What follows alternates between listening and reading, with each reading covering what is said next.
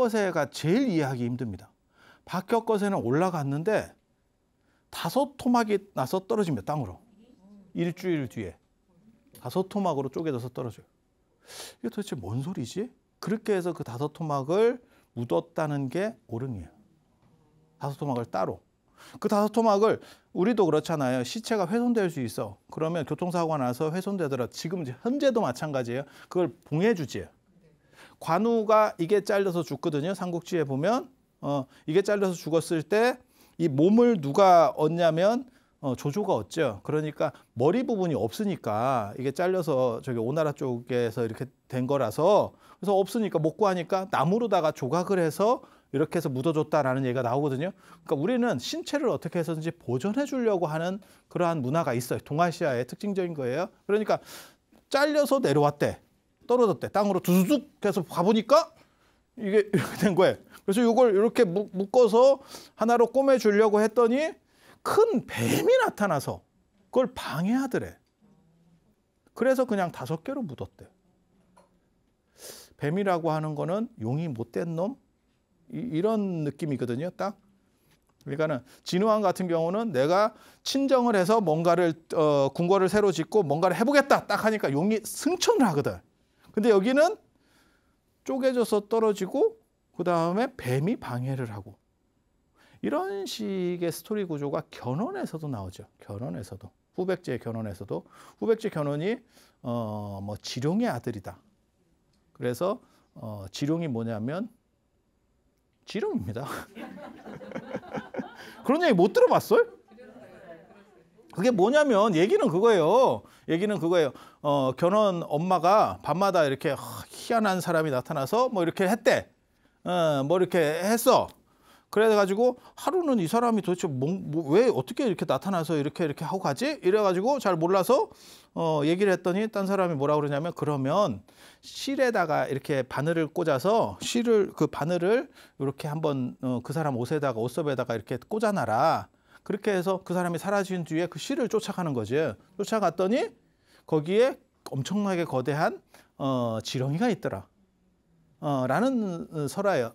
들어보신 분도 있을 거고 못 들어봤으면 조금 젊은 거라고 생각하면 되고 연세 드셨는데 못 들어봤으면 치매고 뭐 이래요. 정상적인 한국 사람이고 어느 정도 나이가 되신 분들은 한 번씩은 들어본 얘기예요. 뭘 의미하는지 아세요? 용이 못된 사람, 결국 삼국통일에 실패한 사람, 그 얘기를 하고 있는 거예요. 그 스토리는 그 얘기를 하는 거예요. 그러니까 신기하고 대단히 능력 있는 사람, 하지만 결국 실패자. 그게 용이 못됐다라는 뜻으로 나오는 거예요. 이해가 됩니까? 백제무왕도 마찬가지잖아요. 백제무왕도 마룡지라고 하는 그 연못에 사는 그것도 용마네. 마룡지니까 용마. 그쪽 그 사람하고 백제무왕의 어머니가 이렇게 해가지고 낳은 게 무왕이다. 그래서 그 털을 나중에 밀고 미륵사를 창건하는 거잖아요. 그래서 내가 미륵같이 전체를 다 하겠다. 쉽게 말해서 이상세계를 만들어 보겠다. 라는 설정들을 하는 거예요. 그러니까 이 스토리들이 처음 들을 때는 굉장히 황당한데 상당히 비슷한 모티브들이 계속 반복됩니다. 다 중구난방으로 하면 우리 같은 사람이 공부 못하겠지. 그래서 박혁거세에게 맨 마지막에 뱀이 나타나고 신체가 찢어졌다. 신체가 찢어졌다는 게 뭔 뜻인지 아세요? 저도 정확하게는 모르겠어요. 그런데 저렇게 5개로 찢어진다라고 하는 게 뭐냐면 우리 역사에서는 저게 능지처참이라고 하는 겁니다. 능지처참 들어보셨어요? 능지처참이 원래는 팔다리를 다 잘라버리는 거예요. 일종의 굉장히 고통스럽게 천천히 죽이는 거예요. 잘라가면서. 한 방에 다 죽이면 너무 그 사람을 해피하게 하는 거기 때문에 살살 이렇게 점여가지고 이렇게 천천히 느리게 죽이면서 최대한 고통을 주는 게 능지처참이에요. 근데 우리나라는 그건 중국 형벌이고 우리나라는 그걸 다 그대로 수용하지는 못했어요. 우리는 중국보다 약간 떨어진다고 옛날에 생각했기 때문에 그래서 중국과 레벨을 못 맞추고 능지처참 이꼬르 거열형이라고 하는 게 있습니다. 이제 수레로 소수레 같은 거를 묶어가지고 출발시키거나 이렇게 몸에다가 이렇게 묶는 거예요. 팔다리를 이렇게 그렇게 해서 소수레를 출발시키거나 수레를 출발시키거나 아니면 말수레를 출발시키거나 안 그러면 소 자체에게 묶어버려요. 그렇게 해서 하면 사람이 붕 떴다가 이렇게 조각으로 딱 떨어진대.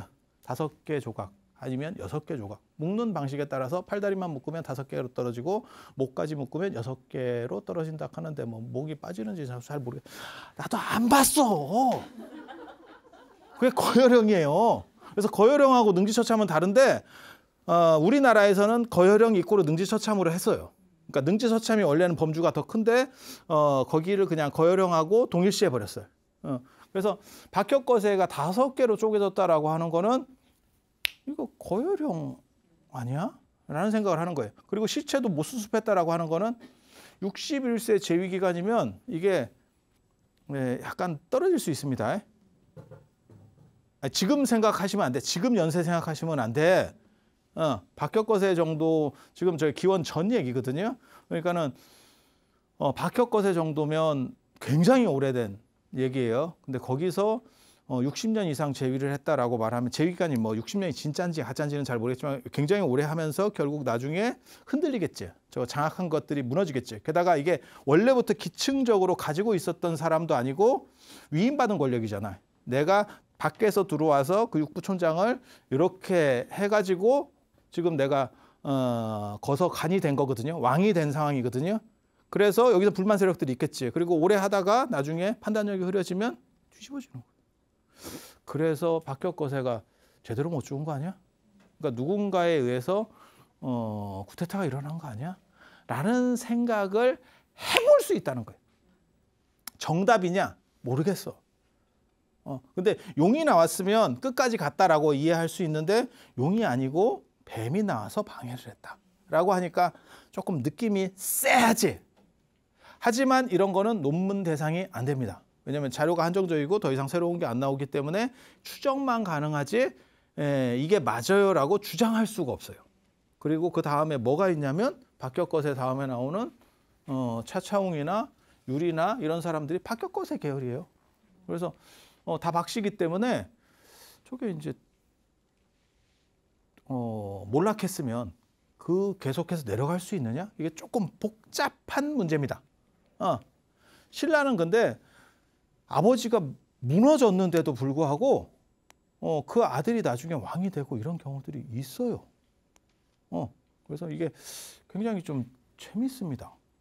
그러니까 귀족 사회는 조선시대 같은 경우는 위쪽에서 한번 한타로 밀리잖아요. 그럼 그쪽이 쫙 제거되는데 귀족 사회에서는 아버지가 밀려도 그쪽 집안 전체는 큰 문제가 없어요. 그래서 또 올라오는 경우들도 있어요. 그래서 저 박혁거세계를 도대체 어떻게 봐야 되느냐라는 생각들도 있어요. 그리고 탈해라는 또 다른 도래인이 오죠. 이 탈해, 석탈해. 예. 전에 제가 말씀드렸잖아요. 호공의 집을 뺏는 석탈해. 예, 얘기했잖아요. 호공이라고 하는 유력 집안이 있었는데 그 사람의 집터가 너무너무 좋아서 탈해가 머리를 써서 거기가 원래 우리 조상 대대로 대장간을 했던 데인데 너네가 거기 먹으면 되겠어? 이러니까 뭔 개똥 같은 소리야? 이러니까 그 땅을 파면 거기서 뭐 이렇게 수치나 이런 것들이 나올 거야. 이러면서 자기가 전에 묻어놨대. 그렇게 했더니 삼국유사에서는 아주 기이한 얘기로 나와요. 왜? 석탈에는 그만큼 재기발랄하고 머리가 좋은 사람. 야, 저거 사기 아니야? 사기잖아, 사기. 저게 어떻게 슬기로운 사람이 될 수 있어? 이 얘기는 뭐냐면 그 당시 윤리관은 지금과 달랐다. 우리가 지금 생각하는 윤리 도덕 인식은 사실은 훨씬 뒤쪽에서 만들어진 거고 그 당시 우리나라에서 기원 전후에 있었던 윤리관은 사실은 지금과는 달랐다. 그러니까 승자의 윤리관이었던 거예요. 전쟁이나 이런 거 봐도 사실은 거기서 작동하는 거는 승자의 윤리관이거든요. 그러니까 뭐 비열하느냐, 뭐 작전을 잘 쓰느냐. 우리가 제갈량 봐봐. 제갈량이 사실은 가장 비열한 사람이에요. 그러니까 삼국지 소설만 가지고 얘기했을 때 가장 비열한 사람이에요. 그런데 우리가 삼국지 하면 떠오르는 사람이 딱 2명이죠. 관우하고 제갈량. 굉장히 아이러니하죠. 왜? 전쟁의 윤리관은 평화의 윤리관하고 달라요. 그래서 예전의 윤리관이 지금 윤리관하고 같다라고 생각하시면 안 돼요. 그게 호공 얘기거든요. 그래서 석탈에는 사실은 이거는 바다 쪽에서 올라온 도래인이에요. 바다 쪽에서 올라온 사람이고 박혁거세는 중국을 거쳤지만 중앙아시아 쪽에서 내려온 유목 계열이었을 확률이 굉장히 높아. 네, 굉장히 높아요. 그리고 요렇게 이제 5대인데 요거를 하나 박씨. 그래서 요 4명하고 아령을 넣어서 오릉이다라는 설도 있어요. 근데 오릉을 보면 실제로 가서 보면 하나는 땅콩같이 돼 있어요. 능이 5개인데 하나의 릉은 땅콩같이 돼 있어요. 이걸 표릉이라고 합니다. 표주박같이 생겼다 해서 표릉이라고 그러거든요. 저건 뭐냐면 합장릉입니다. 그래서 6개일 확률도 있어요. 그거는 속 안이 좀 털렸어도 사실은 파보면 무덤이 1개인지 2개인지 이런 거는 다 파보면 나옵니다. 근데 뭐 쉽게 발굴할 수 있는 상황들이 아니어서 손을 못 댈 뿐인데 아무튼 그래서 오릉인지 웅릉인지 뭐 잘 모르겠는데 아무튼 그냥 겉에 외관으로는 5개. 5개. 그리고 그와 관련해서 2가지 설이 있는 거예요. 하나는 박격거세가 다 찢어져 가지고 각각으로 묻혀서 5개다라는 게 있고, 안 그러면 초기 박씨 5명과 박격거세 부인을 묻어서 총 6개, 그렇게 해서 5이다. 라는 식의 설정들이 스토리가 있어요. 그런데 뭐가 맞는지는 알 수가 없어요. 단 그 옆에 담엄사라고 하는 또 다른 어떻게 보면 전부시대 칠처가람쥐라고 하는 게 뭘 얘기하냐면 이 7개가 무속의 성지입니다. 불교가 들어오기 전에 있었던 무속, 이걸 종교학적으로는 무교라고 그래요. 무교. 무속이라는 게 속되다 이렇게 해서 약간 비하하는 의미가 있기 때문에 무교라고 그러고, 이거를 옛날 이름으로 하면 풍교, 풍월도. 들어보셨어요? 풍월도? 그래서 화랑 얘기 나오면 풍월주, 저런 거를 이제 전체를 관리하는 오야붕 이런 뜻이거든요. 오야붕 일본말 잘못된 겁니다. 그래서 리더. 되게 웃긴다. 리더는 되는데 오야붕은 안 되네. 리더는 우리나라 말이냐?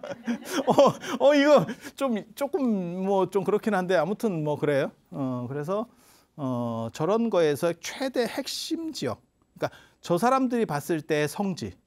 그러니까 불교가 생각하는 사실은 성지 개념하고 저렇게 무속에서 생각했었던 성지 개념하고, 그러니까 영험한 땅이에요. 영장이라고 합니다. 그런 걸 영장. 영험한 땅에 대한 인식이 사실은 좀씩 달라요. 그리고 조선시대 때 풍수 개념 보면 또 다릅니다. 그리고 뭐 통일시대 시대 때 풍수 개념 그런 거는 뭘로 알 수 있냐면 오래된 절터들을 보면 알 수 있어요. 어떤 데다가 절을 지었구나, 여기가 좋은 땅이라고 이 사람들은 이야기를 하는구나. 다 시대마다 달라요. 좋은 터를 추구하는 거는 모든 사람, 모든 시대에, 그다음에 모든 사람에게 있는 것 같아요.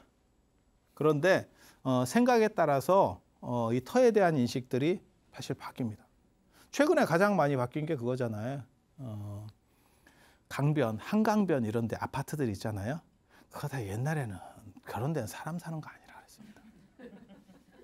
강이 크게 흐른다는 게 강하고 길은 같이 봐요, 풍수에서. 저 같은 경우는 건축을 했었기 때문에, 고건축을 하기 때문에 그런 풍수도 알거든요. 고건축 하는데 풍수를 못하면 사실은 그걸 못해요. 그러니까 어디에 자리가, 저기에 절터가 있었을 거다 뭐다, 이걸 이제 봐야 되거든요. 그 배치가 중구난방으로 하는 게 아니고 옛날 사람들이 보는 눈이 비슷하기 때문에 요쪽에 뭘 배치했을 거다 이렇게 보면 거의 나온다고요.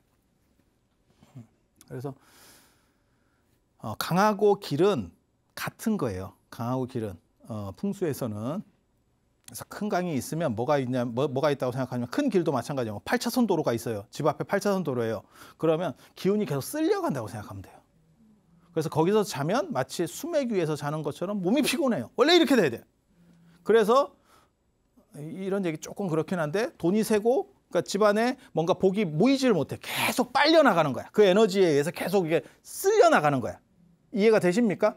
내가 흙으로 제 방을 쌓았는데 물이 계속 옆에서 급류가 흘러가. 큰 물이. 그러면 계속 깎여가겠지. 이렇게 생각하시면 돼요. 그래서 강변 아파트 좋은 게 아닙니다. 풍수에서는. 제 말을 듣고 필요 없으신 분들은 저를 주셔도 돼요.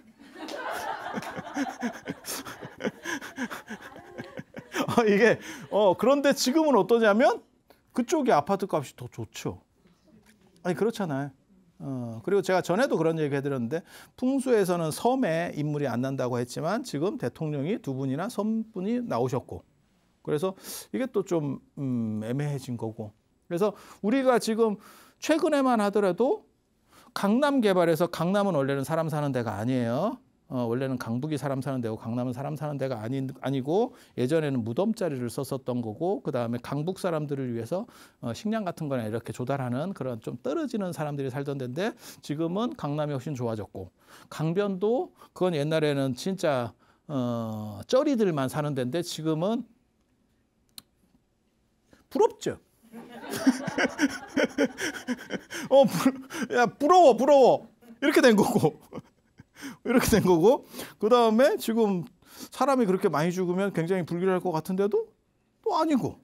이런 것들을 보면, 그러니까 이게 다 지금 최근에 바뀐 거잖아요. 그러니까 터에 대한 인식이라는 게, 그게 항상 건 아니구나. 라는 걸 알 수 있다. 그 얘기를 해드리는 거예요. 그 얘기를. 그래서 그런 정도 생각을 하시면 되고, 이게 되게 재밌는 게, 그래서 이 오릉 안에는 담엄사, 지금 현재 오릉 안에는 담엄사도 있고 숭덕전도 있고 그다음에 아령정 있고 뭐 이렇게 해서 오릉이 있고 이렇게 해서 한 바퀴 돌아볼 수 있는 상당히 좋은 코스입니다. 이거 말고 두 군데가 더 있어요. 전부시대 칠처가람지 말고 그건 경주 안에 있는 거고 원래는 제가 한 군데만 더 얘기해 드리려고 했는데 제가 또 누굽니까? 제가 또 이런 것도 잘 알거든. 그래서 한 군데 더 얘기를 해드릴 거예요. 원래는 7+1만 하려고. 삼국유사에는 7+1만 나오고 다른 데 또 나옵니다. 또 나옵니다. 개인적으로는 저는 저런 데 갖고 다 논문들을 썼었어요. 그래서 내용을 잘 알지. 그게 어디냐면 삼국유사에 낭지승훈 부연소자라는 조가 있어요. 부연소조가. 낭지라고 하는 사람이 구름을 타고 다녀. 왜? 여러분들도 다음 생에 구름을 탈 수도 있어요. 제가 그런 생각을 하거든. 왜냐면 미스트를 겁나 뿌리더라고. 미스트를 이렇게 해가지고 계속 하다 보면 몸에도 좀 뿌려봐. 그러면 다음 생에 구름을 탈 수도 있어. 이 구름 타면 축축하고 미스트 안 뿌려도 돼. 피부는 언제나 이렇게 촉촉합니다. 예, 그게 구름이 좋은 점 중에 하나예요. 그래서 구름을 타고 중국 오대산을 왔다 갔다 해요.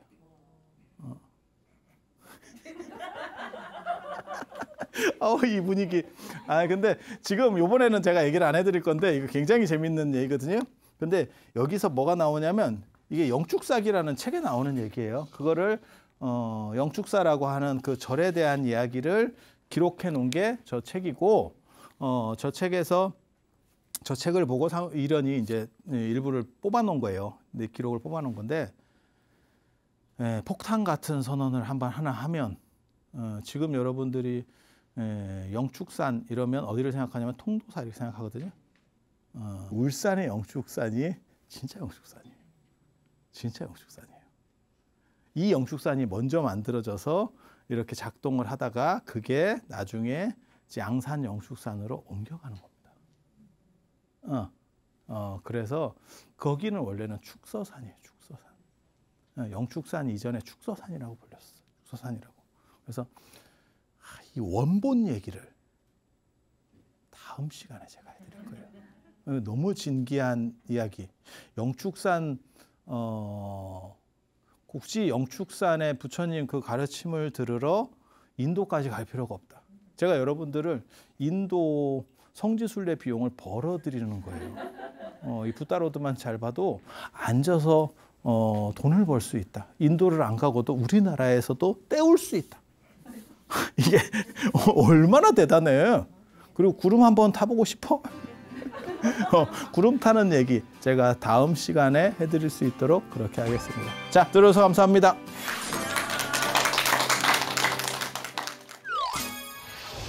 중국 오대산 그 안에 영축산 그 안에 영축사가 있거든요. 대부 영축사 이렇게 구조가 되어 있는데 우리나라에도 똑같은 구조로 그게 들어오는 겁니다. 그게 청량산, 문수산이 하나가 있고 그 다음에 영축산이 울산에 이게 다 울산이에요. 지금 있고 그 다음에 영축사가 있고 이 영축사에 이 낭지 스님이 사는 거예요. 그 얘기 하려고 이렇게 왔대. 그 얘기 하려고. 근데 저 스님이 ERS에 동참하신 분들 중 추첨을 통해 황제바이오에서 황제 동충하초 엑기스, 황제 버섯 감로스를 드립니다. 사찰로 들어서면 마음이 포근해집니다. 힘들었던 기억은 내려놓고 나를 찾는 시간을 가져봅니다. 나를 위한 행복 여행 템플스테이로 당신을 초대합니다.